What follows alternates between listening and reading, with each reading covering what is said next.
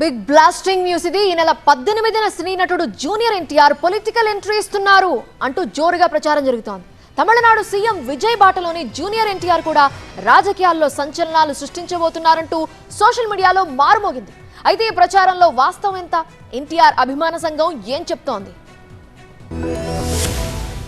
తమిళనాడు రాజకీయాల్లో విజయ్ సృష్టించిన సంచలన విజయం ప్రభావం దక్షిణాది సినీ స్టార్లపై పడింది.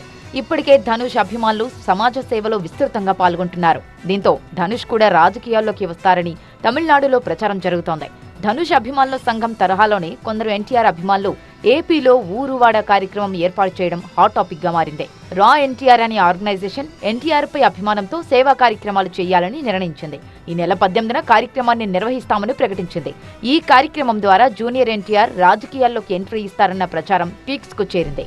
జూనియర్ ఎన్టీఆర్ రాజకీయాల్లోకి వస్తారంటూ జరుగుతున్న ప్రచారాన్ని రా ఎన్టీఆర్ ఆర్గనైజేషన్ ఖండించింది.